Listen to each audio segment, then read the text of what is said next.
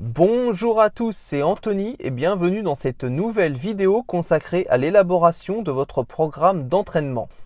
Première partie, bien définir vos objectifs. Tout ne dépend pas que de vos objectifs, mais c'est un point essentiel. En effet, que vous soyez en phase de perte de poids ou bien en prise de masse, les exercices seront sensiblement les mêmes, à cette différence près qu'en période de prise de masse, le cardio ne sera là que pour limiter la prise de gras. Partez du principe qu'en période de perte de poids, le but sera de conserver votre masse musculaire. Deuxième partie, nombre de séances. Dans un idéal, si votre objectif est la perte de poids, le nombre de séances devra se situer au minimum à 3 séances par semaine. Un nombre suffisant de séances ne vous permettra pas de conserver votre tonicité suffisamment longtemps durant le régime. En revanche, au-delà de 6 séances par semaine au grand maximum, vous risquerez de ne pas avoir suffisamment de temps pour récupérer, ce qui accroît considérablement le risque de blessure, surtout en période de déficit calorique. Troisième partie, choisir ses exercices. Peu importe votre objectif, les exercices de base devront être au cœur de vos séances. Au régime, ils contribueront à maintenir votre masse en sollicitant plusieurs muscles en un seul exercice. En prise de masse, ils vous permettront de créer du muscle.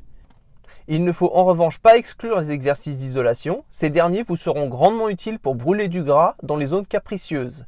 Et en prise de masse, ils vous aideront à améliorer vos points faibles. Quatrième partie, la répartition des groupes musculaires. Si vous partez sur une base de 3 séances par semaine, une bonne répartition pour vous au régime serait de faire une séance de jambes fessiers, une de dos épaules et une dernière séance en circuit training. Que veut dire ce charabia? Eh bien, pour votre première séance, vous pouvez par exemple faire de la presse, des fentes, du squat au poids du corps et des abdominaux. En deuxième séance, vous pouvez faire du tirage vertical, du tirage horizontal, de la presse épaule et des abdominaux. La dernière séance, qui n'est autre que le circuit training, est un enchaînement de plusieurs exercices d'affilée. Il servira de cardio ainsi que de renforcement musculaire sur des muscles que vous souhaitez solliciter sous une forme différente. Cinquième partie, les temps de récupération. Vous serez sûrement tenté de réduire au maximum le temps de récupération, mais ce n'est pas la meilleure option pour vous. Vous devrez en revanche prendre suffisamment de récupération pour maintenir vos charges de travail le plus possible. N'oubliez jamais, le bon déroulement de votre route vers l'objectif que vous vous êtes fixé réside dans l'équilibre de ces 3 principes: l'alimentation, l'entraînement et le repos.